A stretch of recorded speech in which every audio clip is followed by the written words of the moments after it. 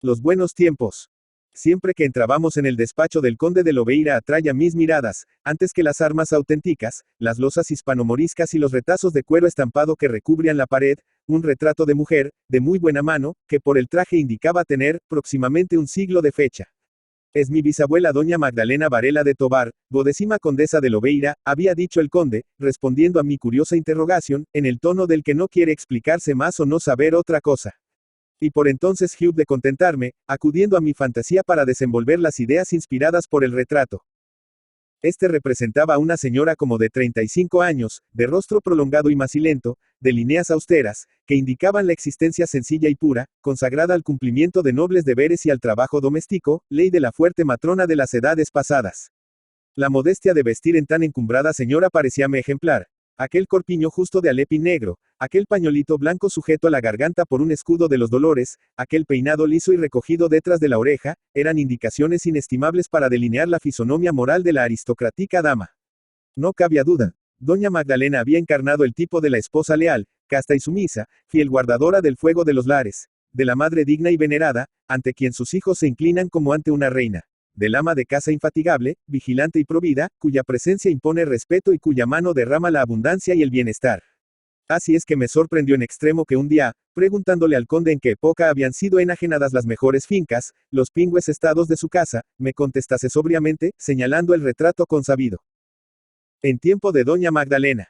El dato inesperado acrecentó mi interés. A fuerza de fijarme en el retrato observé que aquella pintura ofrecía una particularidad rara y siempre sugestiva. En cualquier punto de la habitación que me colocase para mirarla me seguían los ojos de doña Magdalena con expresión imperiosa y ardiente.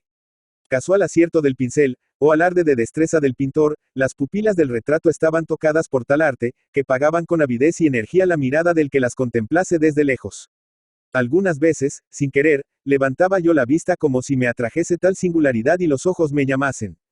La severidad del fondo oscuro en que se destacaba la cabeza, la única nota clara del rostro y del pañolito, aumentaban la fuerza del extraño mirar. Aunque el conde de Lobeira es de carácter reservado y frío, hay instantes en que el corazón más tapiado se abre y deja salir el opresor secreto. Uno de esos momentos, siempre transitorio en ciertas organizaciones, llegó para el conde el día en que, incitada por mi imaginación, traidora cuanto fecunda, me arrojé a trazar la silueta de doña Magdalena, modelo de cristianas virtudes, emblema de otros tiempos y otras edades en que el hogar olía a incienso como el sagrario y la familia tenía la sólida estructura del granito.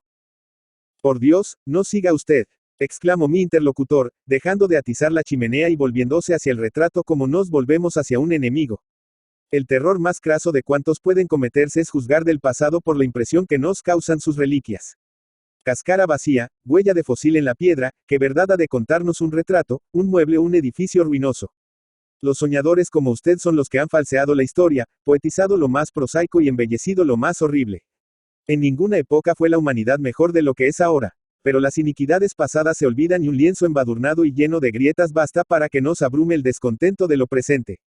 Ya que también usted cae en esa vulgarísima y temible preocupación de que se nos han perdido grandes virtudes, merece usted que para desilusionarla le cuente la historia de doña Magdalena, tal como la he entresacado de nuestro archivo y de otros documentos que obran en archivos judiciales. Esa señora que está usted viendo, retratada con su jubón de alepín y su honesto pañolito, al casarse con mi bisabuelo, llevándole rica dote y el condado de Lobeira, se mostró apasionada hasta un grado increíble, despótico y furioso. Mi bisabuelo pasaba por el mozo más gallardo de toda la provincia, y doña Magdalena, por una señorita fanáticamente devota, se susurraba que usaba cilicio y que se disciplinaba todas las noches. Fuese o no verdad, lo que es a su marido cilicio le puso doña Magdalena, y hasta grillos, para que de ella no se apartase ni un minuto. Poco después de la boda, los que vieron al conde pálido, demacrado y abatido, esparcieron el rumor absurdo de que su esposa le daba hierbas y filtros para subyugarle y para que ardiese más viva la tid del amor conyugal. Duró esta situación, sin que la modificase el nacimiento de varios hijos. No obstante, a los 10 o 12 años de matrimonio, observóse que el conde, habiéndose aficionado a cazar y haciendo frecuentes excursiones por la montaña, pues pasaban largas temporadas en el campo, en el palacio solariego de Lobeira, según costumbre de los señores de entonces, recobraba cierta alegría y parecía rejuvenecido. Como yo no estoy graduando el interés de mi historia, sino que se la cuento a usted descarnada y sin galas, advirtió al llegar aquí el narrador, diré inmediatamente lo que produjo la mejoría del conde.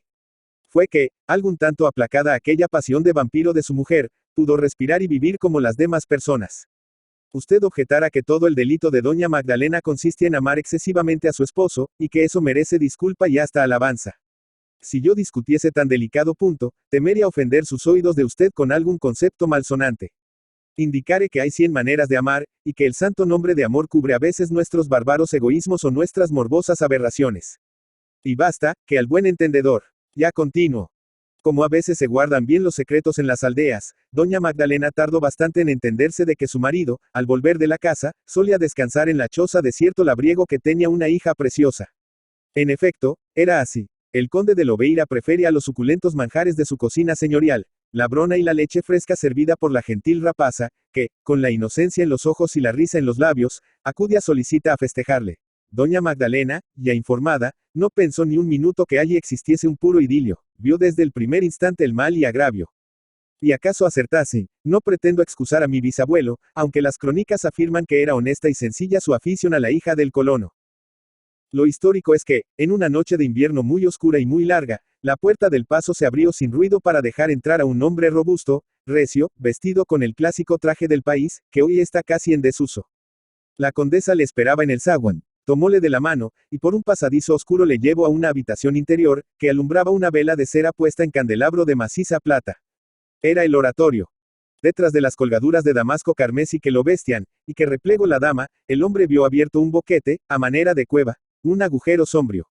Repito lo de antes, no busco efectos, pero aunque los busquéis, creo que ninguno tan terrible como decir sin más circunloquios que el hombre, un casero, en las costumbres de entonces casi un siervo de la condesa, era el mismo padre de la zagala a quien el conde solía visitar, y que doña Magdalena, enseñándole el negro hueco, advirtió al labrador que allí ocultarían el cadáver del conde.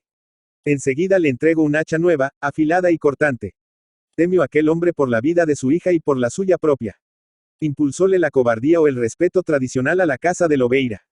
Fue la sugestión que ejerce sobre un cerebro inculto y una voluntad irresoluta y débil, la hembra resuelta de arrebatadas pasiones. Fue codicia, tentación de onzas y de ricos joyeles que la esposa ultrajada le ofrece en precio de la sangre. El caso es que si hubo resistencia por parte del labriego, duró bien poco.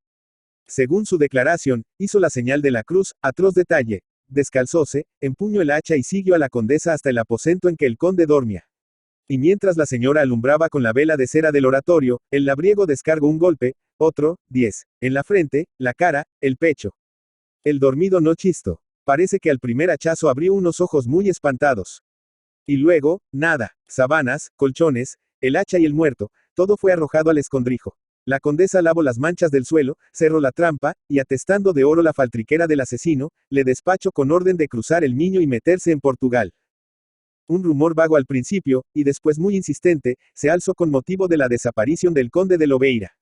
Su esposa hablaba de viajes motivados por un pleito, y en el oratorio, bajo cuyo piso yacía mi bisabuelo asesinado, celebrábase diariamente el santo sacrificio de la misa, asistiendo a él doña Magdalena, lo mismo que la ve usted retratada ahí, pálida, grave, modesta, rodeada de sus hijos, que la besaban la mano cariñosa.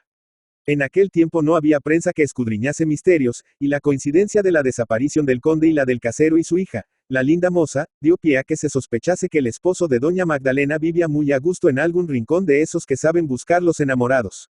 No faltó quien compadeciese a la abandonada señora, en torno de la cual el respeto ascendió, como asciende la marea. Al verla pasar, derecha, macilenta, siempre de negro, la gente se descubría. Y así corrió un año entero. Al cumplirse, día por día, a corta distancia del paso de Lobeira apareció un hombre profundamente dormido. Era el casero de la condesa. Y los demás labriegos, que le rodeaban esperando a que despertase, quedaron atónitos cuando al volver en sí, a gritos confesó el crimen, a gritos se denunció y gritos pidió que le llevasen ante la justicia. Hay fenómenos morales que no explica satisfactoriamente ningún raciocinio. La mitad de nuestra alma está sumergida en sombras, y nadie es capaz de presentir que alimañas saldrían de esa caverna si nos empeñásemos en registrarla.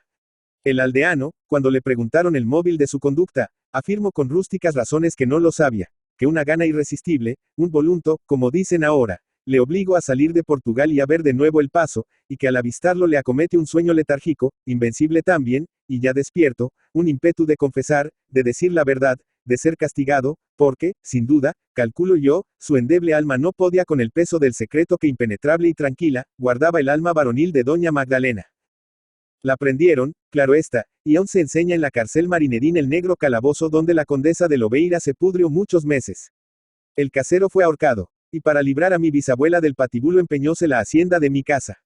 La justicia se comió con apetito tan sabrosa breva, y nuestra decadencia viene de ahí. Alce los ojos y busque los del retrato. La mirada de doña Magdalena se me figuró más tenaz, más intensa, más dolorosa.